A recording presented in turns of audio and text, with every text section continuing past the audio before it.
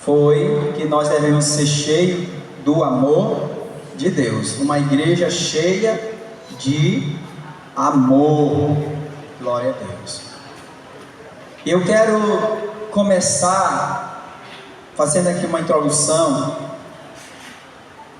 dizendo o seguinte, que muitas mensagens são hoje pregadas, só seja cheio do Espírito Santo, seja cheio de poder, seja cheio de azeite, e a vasilha deve ser cheia, transbordando, e ainda ter outra botija de reserva ali, para não faltar, e a viúva com as panelas cheias de azeite.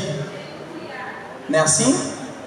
Porque todas essas coisas são boas, todas essas coisas são empolgantes, são necessárias, porque Jesus disse, e eu derramarei sobre vós do meu Espírito, eu vos encherei de poder, unção, autoridade, e sereis minhas testemunhas.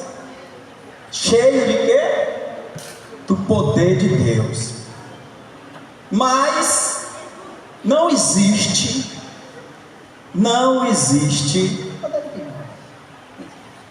crente cheio do Espírito Santo se também não estiver cheio de frutos de justiça. Existe isso, eu já tinha ouvido falar, frutos do Espírito. Quem já ouviu falar de fruto do Espírito? Mas quem já ouviu falar de frutos de justiça?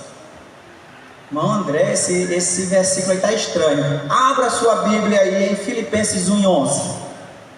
Abra sua Bíblia em Filipenses capítulo 1, versículo de número 11. Eu também vou ler também Filipenses capítulo de número 1 e versículo 11. Quem encontrou?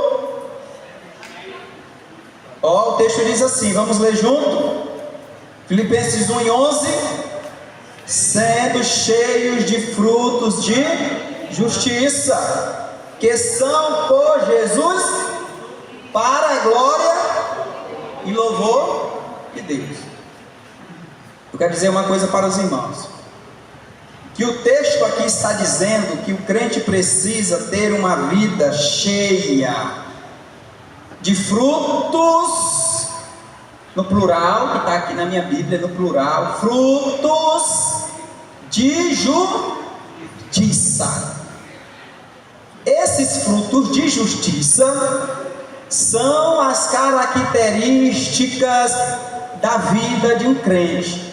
O crente é cheio de amor, o crente é cheio da paz, o crente é cheio de coisas boas, o seu testemunho é bom. Quando olha para ele diz, eis aí um verdadeiro israelita, onde não há dolo. Eis aí um verdadeiro servo de Deus, ninguém desconfia, é um homem de caráter, de responsabilidade, e todo mundo glorifica a Deus pela vida daquele cidadão.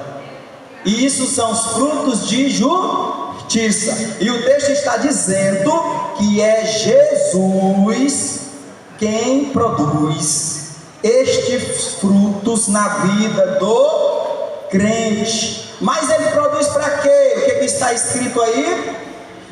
Cheios de frutos de justiça, que são por Jesus Cristo, para quê? Para a glória e para o louvor de quem? De Deus. Tudo que eu vou fazer, irmão Luiz, auxiliares, tudo que eu vou fazer, igreja do Senhor, não é para me exibir, não é para me mostrar, não é para dizer que eu sou melhor. Tudo que eu for fazer deve ser para a glória de Deus. A Ele seja a glória, a Ele seja o louvor, a Ele seja a adoração, desde agora e para sempre. A palavra glória é doxa e significa significa manifestação do poder e da graça de Deus. Ou seja, o que eu faço manifesta a graça, manifesta a glória, manifesta a presença de Deus. O que é isso? Essas características na vida do crente é o que faz o nome do Senhor ser glorificado. Mas também o nome do Senhor pode ser blasfemado, se o crente também tiver procedimentos contrários à palavra de Deus. O nome do Senhor será blasfemado. E a Bíblia diz: ai daquele por quem vem o escândalo. Ai daqueles por quem vem o escândalo. Ah, o irmão ali está fazendo uma coisa feia, outro ali fez uma coisa que não condiz com a palavra do Senhor. A Bíblia diz que quem fizer um desses meus pequeninos se escandalizar, mas antes não tivesse nascido, é melhor ter colocado uma pedra de moinha e ser lançado no mar. Uma pedra de moinha, ela é pesada, e amarra no pescoço e joga no fundo do mar e nunca mais sobe. Jesus está dizendo: melhor seria para ele do que escandalizar o reino de Deus. Então, eu quero dizer que a igreja não pode só ser cheia do Espírito Santo, cheia do Pentecoste, cheia de falar em línguas, cheia do poder, cheia de milagres. Eu quero dizer que antes de existir tudo isso, existe o ser cheio dos frutos de justiça, existe ser cheio dos frutos que glorifiquem o nome do Senhor. Quando Elias foi orar para Deus, mandar fogo do céu, primeiro ele consertou o... Então, antes de você pedir, me enche do Espírito Santo, peça primeiro: Senhor, me ajude a amar, me ajude a perdoar, me ajude a ser honesto, me ajude, Senhor, te servir com santidade, me perdoa por isso, me perdoa por aquilo. Senhor, me ajude a viver uma vida de retidão.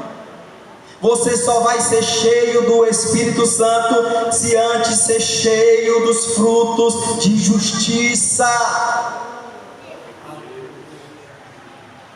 O pastor sempre gosta de pregar e dizer: há uma diferença entre fruto do Espírito e dons do Espírito.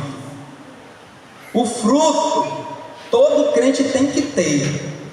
Todo crente tem que ter o fruto do Espírito: paz, amor, longanimidade, perseverança, fé, domínio próprio. Todo crente precisa ter. Agora, dons espirituais, não, às vezes o Senhor escolhe um para uma coisa, outro para outra. Não é uma obrigatoriedade todo mundo ser profeta, todo mundo ter revelação, não. Mas é obrigado todo crente ser santo, todo crente ser bom, todo crente ser santificado e viver uma vida que glorifique o nome do Senhor Jesus. Eu estava hoje pensando, eu assistindo assim uns vídeos assim de uns pregadores. Aí eu vendo aqueles pregadores antigos, né? Que curava e tal. Eu disse: Senhor, mas o Senhor escolheu ele para curar, para fazer isso. Eu quero ser pelo menos um bom servo. Um bom servo, um bom crente, né? Porque se eu curar, o poder não é meu, o poder é de quem?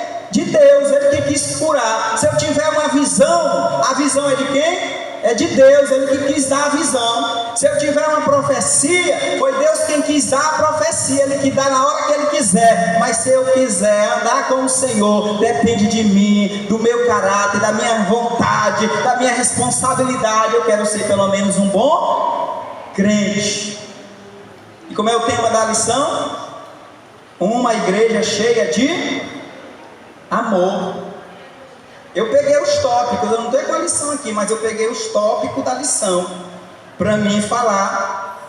Então, meus amados, a palavra de Deus diz que nós devemos manifestar através da nossa vida, e manifestar frutos que João Batista chama frutos dignos de arrependimento. E não presumar de vós mesmos, dizendo: temos por pai Abraão, mas produzir frutos dignos de arrependimento. E então nós glorificaremos ao Senhor através agora da nova vida dada por Deus. Deus produziu essa nova vida, Ele nos fez uma nova criatura para que o nome dEle possa ser glorificado. A lição tem 3 objetivos. O primeiro objetivo da lição é compreender como o amor se manifesta na comunhão, promovendo unidade e o crescimento da igreja. Se você observou na leitura da lição, no versículo 32 do capítulo 4, está escrito: e era o coração e a alma da multidão, dos que criam, e ninguém dizia que coisa alguma do que possuía era sua própria, mas todas as coisas lhe eram comuns. Mas o primeiro objetivo da lição aqui é compreender como é que este amor se manifesta dentro da comunhão, promovendo unidade e crescimento. A igreja de Jerusalém começou com a inauguração de quantos crentes? 120 crentes, e todos batizados com o Espírito. Mas todos também estavam vivendo uma vida de oração, e todos estavam também